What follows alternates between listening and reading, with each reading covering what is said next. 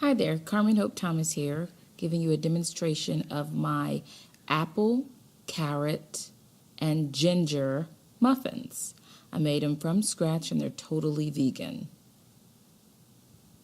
I like to make muffins like this so that I can get my sons to eat things that they normally wouldn't eat. So let's get started. I'm going to wash these and then peel them and get going. I normally don't peel my apples. I just love to have the skin and all that roughage and fiber inside of my muffins whenever I'm using apples. Apples bring a great moisture to anything that you're baking. So if you don't have a fresh organic apple, you can always use applesauce for this recipe. So I'm going to throw it in, and I'm going to blend my apple and my carrot and my ginger together. And so right now I'm just cutting up my apple, and I'm coring it and taking out the seeds. And then I'm going to take my carrots. And after I take my carrots, I'm going to just peel those. Now, I never really know if I need a lot of carrot or not. So I usually, for this particular recipe, you're going to need about 1.5 cups of the carrot, apple, ginger mixture. So you kind of have to take a stab at how many carrots you need. So I'm just peeling this up. And I know some people who just don't bother with peeling a carrot, but I'm just that person. So you're going to need your carrots, your apple, and then I take my ginger and I peel it as well. But I'm not going to need all of this. I'm just going to save a piece of it for juicing or another recipe. But I peel the ginger as well. Sometimes the little bits of the ginger skin can get to be a bit much, especially if you're doing this for kids. So I would totally recommend peeling your ginger.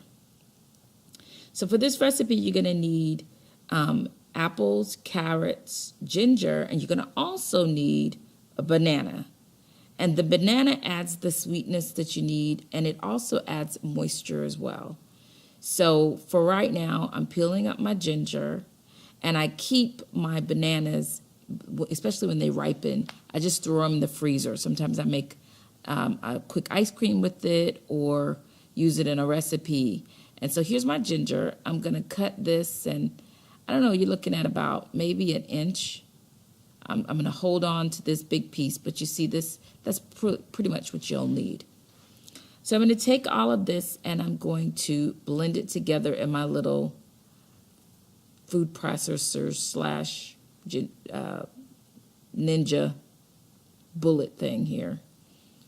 So I'm going to take it and I'm going to just do it. You don't want it to be have too many pieces because we are baking with this. So I usually like to just blend it up really fine. So you'll see that it's going to take a few goes at this to get it to come down really, really fine. So you don't want any really big pieces in this. You want it to be mashed down really, really, really, really good. So depending on what you're using, you want to just keep an eye on that. And as you can see, it's mashed up pretty good. No big pieces. Nice bright orange color. So I'll set that aside and clean up my space. And then what we're going to do is we're going to make our egg. So our egg pretty much is flaxseed. So you need about 1.5 tablespoons. Well, you take 3 tablespoons to make an egg. Well, we need 1.5 eggs. So I'm going to do the 3 tablespoons and my tablespoon of flaxseed, ground flaxseed, to make 1 egg. And then I'm going to half that recipe to make my half egg. So you'll notice when you first put your flaxseed in the water that it's very super duper runny. And so once the flax gets an opportunity to kind of set into the water, it becomes a bit more, you'll see it kind of comes together, and that's what you're using it for. Your flax is a binder. So see, it's really runny right now. So while I'm waiting on that, I'm going to go ahead and throw my other ingredients in. So I need olive oil, and you'll need brown sugar. You can use agave. You can also use corn syrup, which is what I used. And when I use corn syrup, it's always a organic, non-GMO corn syrup that I use for sweetness. And so once I put my olive oil in, you throw everything else in. So you need your brown sugar, sea salt, baking soda, ground cinnamon. You see my banana here. I'm going to blend that up and mash it up right here, and it goes in with that olive oil. Throw that in there. And you want all of this because that's going to add to your sweetness, and it's going to also add to your moisture. So to save time, what I did is I kind of ran through this really quickly. I put my bananas in there. You're going to put your egg or your faux egg, which is your flax, and you'll be able to see how it comes together. Notice how it's very, very thick all of a sudden. Well, that's because the water and the flaxseed kind of came together, and it made a nice little, and it just slides right out. That's what it looks like. So now I'm going to go ahead and throw in all my other ingredients. So I'm going to throw in a half a cup, or a fourth of a cup, I'm sorry. You can use agave, maple syrup, or you can use honey. And then I threw in my apple carrot mixture and ginger mixture. A half a cup, that's a cup and a half of the apple carrot mixture. I used a half a cup of brown sugar. I also used half a teaspoon of sea salt, a teaspoon and a half of baking soda, ground cinnamon, half a teaspoon of that, a half a cup of my almond milk or my coconut milk, but I'm going to let you know I do that last. And I also threw in there 2/3 cup of gluten-free rolled oats, and a half a cup of, you can use almond meal, or you can use hazelnut meal, which is what I used. So I threw in some candied pecans and some cranberries because my kids really, really love those, and I want this to be really packed with fiber. So I'm adding some chia seeds, just about a fourth of a cup of chia seeds to give that fiber punch. These are going to be eaten in the morning, so it's going to be full of fiber, and it'll be yummy and good, and the kids won't give me a hard time about eating it at all. So I'm going to go ahead and mix that together. And then all those other ingredients that I already told you are already in there. But one thing that I do, because I cook from scratch, and a lot of times I'm kind of just winging it, I always add my liquid last. So I'm going to go ahead and add my almond or coconut milk. So I'm using coconut milk because I really love the way it really makes a nice, I don't know, I just like the flavor of coconut milk. I always add it last because sometimes I add a little more or a little less, just to taking a look at my batter. So right now I'm adding a half a cup of coconut milk. And this is an organic canned coconut milk. I like it nice and thick because I'm baking with it. I try not to use the carton coconut milk because it has a different texture, and it's more for drinking and more for cereals. So I'm mixing it all, and I think I like a half a cup. A half a cup will do fine. I like the way the mixture is coming together. And I'm going to list all the ingredients to this in this post so that you'll be able to take a look at this. So it's coming together really nicely. And this should make a full 12 muffins, okay? So we're going to have 12 muffins when we're all done. I really like the texture of this. We've got chia seeds, you've got your dried fruits in there, you got pecans in there, you got oats in there, you got all of that fiber, and that's really what I use these particular muffins and muffins like them for, to really give fiber. So right now, we're going to go ahead and fill our 12 muffin tins. And so I use an ice cream scoop because it gives a very even and equal number of muffins. And like I said, this will make 12 muffins. So I'm going to go ahead and kind of butter through, and I'm going to rush through this really quickly so you could see. I used like a non-dispeller oil to go in and grease my little muffin tins so that they'll be nice and it'll slip right out. And I usually don't have any problems with this recipe. I'm going to go ahead and drop these in, and they'll be nice and even because I'm using the muffin scoop. And it's so funny, whenever I do a class or I'm talking to a group, when we do our cook, chat, and chow or whatever, I try and explain. I hear women say all the time, why do you use so many different things? You know, you got almond meal, hazelnut meal, or you got almond milk, or you have coconut milk, or you have, different flours that I use. Sometimes I'll use this recipe with a gluten-free flour, or, why all that? And I say, because it's important to diversify your menu and your ingredients when you're vegan. If you use all the same thing, like I'm very big on, I may eat soy once a week. And a lot of people say, well, how is that possible? Because being vegan, soy is like that go-to thing.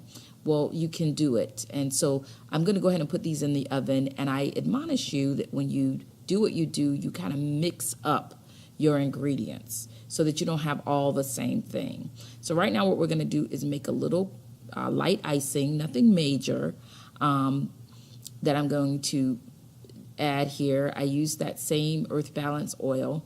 It's soy-free. And then I use a little bit of confectionate sugar, and it's only 2/3 cup with 2 tablespoons of the dispeller oil of the Earth Balance.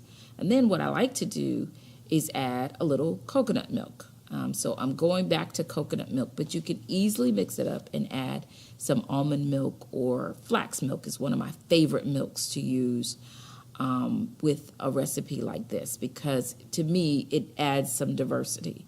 So it's only about 2 to 3 tablespoons, depending on how thick you want your icing. And I use an immersion blender. I don't know why, because it's less of a mess. You don't have stuff flying all over the place. So I'm going to use this immersion blender and get all the lumps of this particular frosting out. And like I said, we're not going to use a whole heap of it on the muffin, but it does add a little touch of sweetness and makes it easier for my kids to eat it, because this is really for them. I like this recipe because there's not a lot of sugar. The muffin itself has more corn syrup or honey, or if you want to use agave or whatever else that has, a lighter punch of the actual sugar in it. You could do that, and I like that about this particular recipe. So now that I've got that kind of where I want it to be, I'm going to go ahead and kind of wipe this down and get some of this back into the bowl and not so much of it on to the blender. And since I'm cooking for my family, I'll use my finger and take a look. So there, we've got that. So we're going to put these away, and they've gone into the oven, and now they're out of the oven. Very, very beautiful muffin. And when I say it's moist, it's crazy moist. Crazy, crazy, crazy moist. So now that those are there, they've cooled off a little, but they're still warm. And I like to add the icing while they're warm so that it can kind of spread all over. So on my 12 muffins, I'm going to kind of drop it. I'm going to end up spooning it a little bit because it's not as wet as I normally have it, the icing that is. And it's just, for each muffin, you're only putting on like a teaspoon. Nothing major. Just a little bit of sweetness to this. And with the bananas and the apples and the carrots, there's a lot of just normal fruit sweetness that's already in this. But like I said, you're masking a lot of fiber. And when I tell you this is a very, very, very yummy muffin, my 3-year-old cannot get enough of this muffin. They think it's dessert. but it has a lot of fiber in it, a ton of fiber in it. And it's easy to make.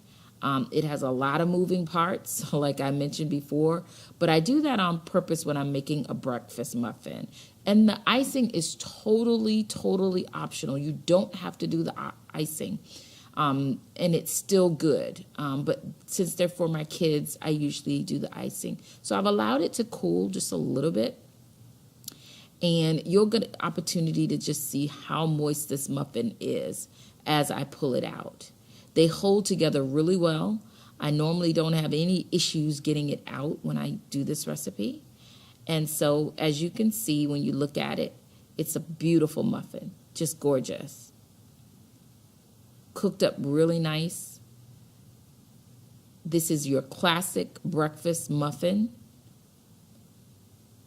Just absolutely gorgeous how this came out. Not a lot of icing on it, like I said. But trust me, my kids will beg me to eat it. And I don't have any issues with them going to the bathroom because they're getting their fiber. Very, very nice muffin. Smells amazing. I wish you guys can smell this. I mean, just really smells good. So I've got 12, and there are 4 of us. So, for the next couple of days, 3 days or so, we'll have a muffin and be able to really get the kids the fiber that they need with this particular muffin, along with our other diet. Being plant-based is very interesting, that a lot of people, even being plant-based, don't get enough fiber.